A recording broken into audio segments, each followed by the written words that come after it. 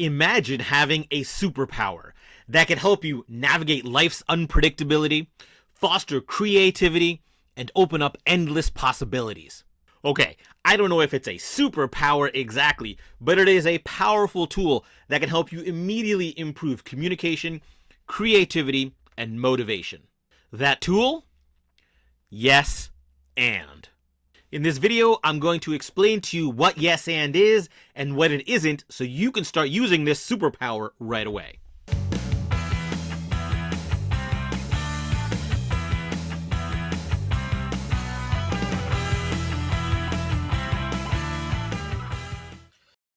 Hi, my name's Avish Parashar. I'm a professional speaker, and I use my over 30-year background in improv comedy to show businesses and professionals how they can use ideas from improv to communicate more effectively, to respond to change, and to be more creative and innovative.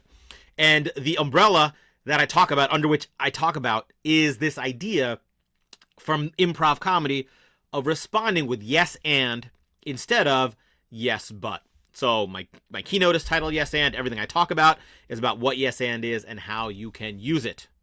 And when I speak to audiences, whether it's a corporate group or an association conference, I explain what yes and is and how they can use it for communication, change, creativity, quick thinking, whatever. But with an idea like yes and, it's easy to just hear it and dismiss it because you assume it's something that it's not, like you're always agreeing, always accepting, doing things you don't want to do, and whatever. And it's not. And in this video, I'm going to explain what it is and what it isn't. First off, let's talk about what yes and is in the world of improv comedy. So in an improv show, like something you'd see on Whose Line Is It Anyways, 2 or 3 or 4, whatever, how many people will often act out a scene. And if I'm creating and improvising with someone in the moment, it is critical that I use a yes and mindset and approach. So when my partner makes an offer in improv, which is where they offer something to me, to the scene, that kind of builds the action, builds the environment, I need to respond by accepting that and building off of it with a yes and, not blocking it and rejecting it with a yes but. So for example, if my partner came to me and said, "Ooh, look, I found this treasure map," I would not want to yes but that. And by yes butting that, I could say, "Yeah, but that's not a treasure map, that's just a cocktail napkin." Or, "Oh yeah, but I found that a while ago and it's useless." Like whatever it is, I'm taking their offer, right? They're trying to make this scene about this treasure map, and I'm undercutting it, blocking it. That stops the improv, it stops the creativity, and it hurts the relationship between the performers. My other option there would be to respond with a yes and. So I could say something like, "Ooh, that is the treasure map, and I know where the starting point is, so we can go on this treasure hunt right now." So what I've done is I've accepted their offer that yes, this is a treasure map, and I've added to it to move the scene forward to say, okay, now we're going to go on this treasure hunt now that we found the map. It works very well in improv because it allows the two people to co-create instead of one person trying to drive it. It builds collaboration, and it keeps things moving forward instead of getting mired down and just spinning our wheels, blocking and denying everything. And there are a bunch of videos on my YouTube channel and on my website where you can see me explaining yes and a little bit more. Now, off stage, I have found that when we as professionals, or even in personal relationships, make the switch from yes but to yes and, it can be incredibly powerful as well. This is the foundation of my speaking business. It's talking about what yes and is, and then showing how you can use it in myriad of ways to make yourself more effective and more productive. So, number one, it's the ultimate communication tool. If you just start right away catching yourself before you say yes but to someone else, and instead responding with a yes and, it'll immediately shift your dynamic with them. And the amazing thing about communication is at the heart of so many different things. Obviously, in your personal life and relationships, switching from yes but to yes and will build rapport, help you understand the other person instead of arguing with them. It builds relationships. But even outside of just personal relationships, yes and is a great leadership tool. If you are a leader and you start yes anding your people, it's going to improve morale, it's going to make them trust you more, and it's going to make things more inclusive. It's a great sales technique. When you say yes and to a sales objection, instead of creating an adversarial relationship, you're creating rapport and you're showing understanding. Customer service. To me, this is the ultimate customer service principle. Think about the worst customer service you've ever received. It probably has someone responding with a yes but, if not literally, at least in intention. "Yeah, but you should have returned this before the 30-day window expired." "Yeah, but you don't have a receipt." "Yeah, but that's not our company policy." Like whatever it is, yes but, terrible customer service. The yes and, though, is probably some of the best customer service you've received. Ooh, yes, this happened, and here's how I'm going to fix it. Oh, yes, you need help, and I'm going to direct you to the person who can help you. Whatever it is, any form of communication drastically improves when we switch from but to and. I've also found it to be the key to improving and unleashing creativity. Because when we say yes, but, what we are doing is we come up with an idea and we yes, but it. Yeah, but that's not good.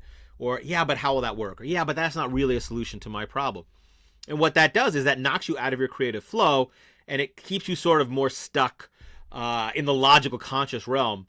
Whereas if you really want to access creativity, you need to let yourself flow by saying yes and to those ideas that are stupid, dumb, impossible. You open up your creativity and make room for some truly innovative ideas. And in fact, I will link to another video I have, or a resource you can get to show you how you can unlock the creative genius that you have inside of you. Also, when I talk about motivation, engagement, whether it's engaging others or engaging yourself. I have found that it is exhausting and demoralizing to say yes, but. To hear it from other people and to say it yourself, it just creates a negative energy.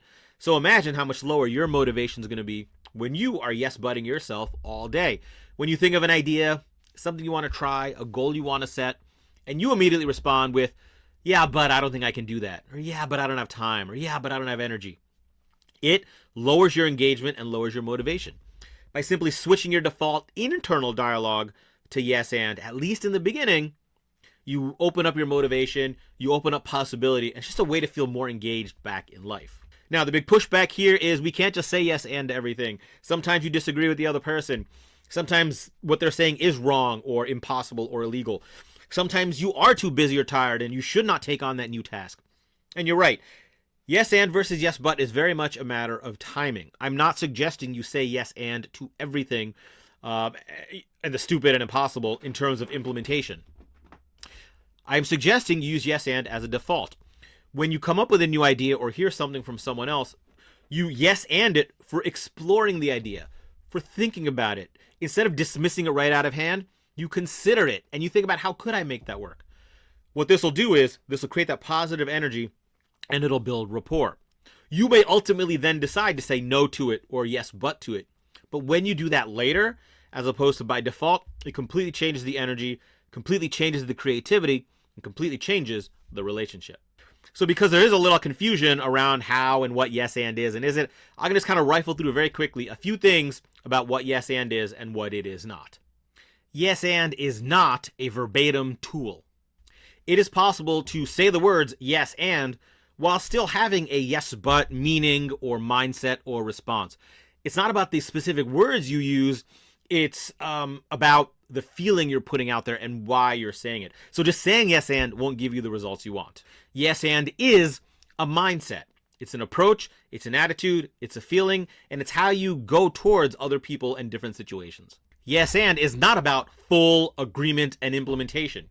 You can start with yes and as an approach, but that doesn't mean you'll ultimately have to run with every crazy idea that comes your way. Yes and is a starting point. It's where you begin. It's being open-minded to every idea at first before you get judgmental. Yes and is not a commitment. Just because you say yes and or approach a situation with a yes and mindset doesn't mean you're committing to what the other person wants or even to your own head to this idea. It's just a chance to play and explore. And in fact, I've done programs for lawyers and legal groups, and they have told me we can't literally say yes or yes and because that's conceding. And you're right. So it's not about commitment. It's about exploration and play. Yes and is about expanding the mind. By saying yes and to ideas you initially disagree with or want to dismiss, it allows your creativity to open up, play, and explore. Yes and is not a path to being a yes man or yes woman or being a pushover. You don't just blindly agree and go along with everything. Yes and is a technique to direct and guide. There's a reason the technique is yes and not just yes. The and piece is very important. That is where you get to offer your own input, dig deeper, and offer direction to where the conversation is going. Yes and is not a road to overwhelm and burnout, right? Because yes and is not a commitment and not a literal technique, you aren't automatically adding more and more to your plate. If you did that, if you use it that way, that would indeed lead to overwhelm and stress and burnout. Instead, you're just using it as a tool to dig deeper and figure out whether this is something you should be doing at all, or whether it should be something you say yes but to. Yes and is a path to doing more meaningful work. By adopting yes and as a mindset, you start to say yes and more to the things that really matter to you. And in fact, in my keynotes and workshops, I have this idea where I talk about identifying your core, which is what's important to you, what are your long-term goals, what are the things that bring you alive. And once you understand them, you start saying yes and to those things, which then gives greater clarity on what you should say no or yes but to. So once you develop the yes and mindset, you start directing it towards figuring out, where do I really want to put my yes and energy? So it's a path towards doing more meaningful, fulfilling work. So that's the idea of what yes and is and isn't. It's a powerful improv comedy tool and a powerful tool off stage in many areas of business, work, and life. So start using it right away. If you want more information, be sure to visit my website, avishparashar.com. There's videos there, there's information. I also have a book on this topic called Say Yes And. You can find that on Amazon or on my website as well. And if you want help with this, if you're at a company that is going through some change and you really want your employees to start saying yes and to it, or if your leaders at your organization need help being yes and leaders, where they're bringing out the best in people instead of constantly yes butting them, be sure to reach out to me. I would love to chat.